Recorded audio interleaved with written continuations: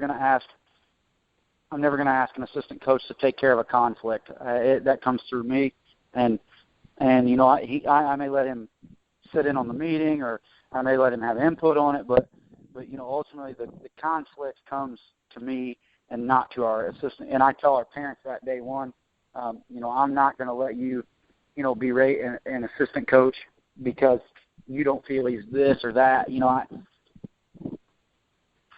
just think that you have to have, you know, like I said, you got to go in with guidelines.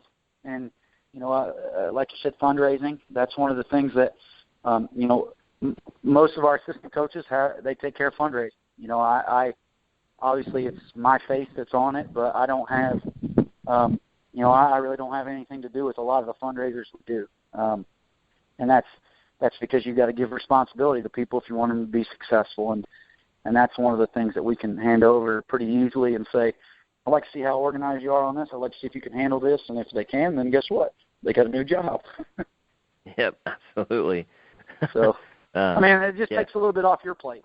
You know, as a head coach, you know, I say the only difference in my job and theirs is this and that. But at the end of the day, you know, my plate's full. And, you know, I've got 2 little girls, you know, and you got to mix that family time, you know, with your, you know, with the football in season, which is real hard. And, you know, I think if you can spread out, you know, different pieces of what you're trying to accomplish, you can really make your team a lot better. Couldn't agree more with you, RJ. That's something that those coaches out there listening, that assistant or head coaches need to take a back seat and look at that and understand that tremendously. I asked every coach that's come on the show and about advice you'd give to young aspiring coaches. You know, if you had a couple things that you would tell them, RJ, if they were sitting right in front of you and asking you that question, you know, what would you tell them? Have guts.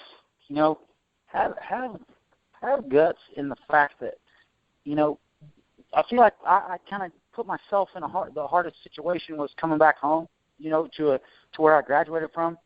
And by doing that, you know, I've got kids, or I've got people that I played with, you know, I'm starting to get their kids.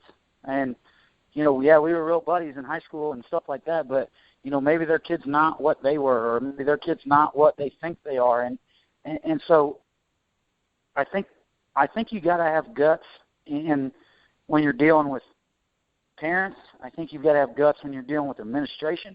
If it's your job on the line and you feel something so important that you want it done and you don't think you can get over the hump without it, have the guts to stand up for it and say either, you know, I'm going to remove myself from this situation, or I'm going to, you know, I'm going to present it to you and let's see where we can go with this. You know, and even with your community, you know, we were 3-7 last year, and I feel like our football team was a heck of a lot better than year one, and we were 5-5 that year.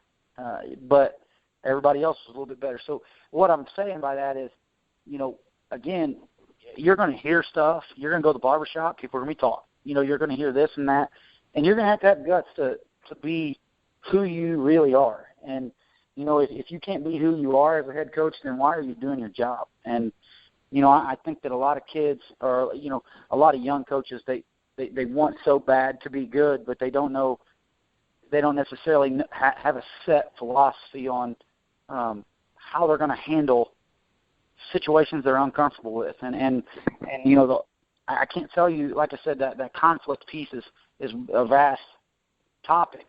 So I would say if you can handle any piece of being a head coach, or even a good assistant coach, you know, have the guts to say things that maybe you don't really think are appropriate at times, or have the guts to say things, you know, behind the closed door, you know, that you need to say because it's driving you insane. And, you know, if you feel strongly enough about something that's bothering you when you go home from work, that's a problem. You know, you need to address it. And sometimes it takes serious guts to look people in the face and say, you know, I don't agree with this, or, you know what, you know, this idea is better than mine. Let's do it your way. And And I think it takes guts on both ends, give and take. And when you truly have the passion for what you're trying to do, what you're trying to get accomplished, to me, I think you would be foolish not to have the guts to stand up for what it truly is that you believe in.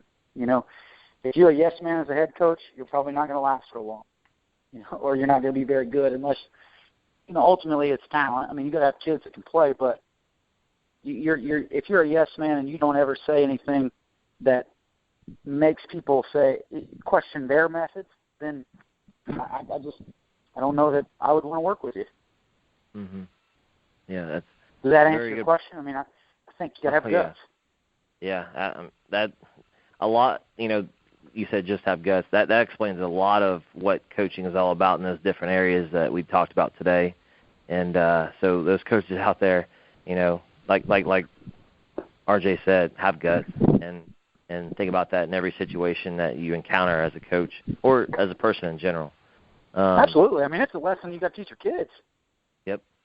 You know, you don't want kids to grow up weak and not able to defend themselves or not able to, you know, be productive. I mean, to me, all those things are things that sometimes you got to have guts to be productive, and sometimes you got to have guts to get things accomplished. And you know, if you're never one that's going to ever step outside the box, then you know you're gonna get the result you start with probably. Absolutely. Couldn't agree more, RJ.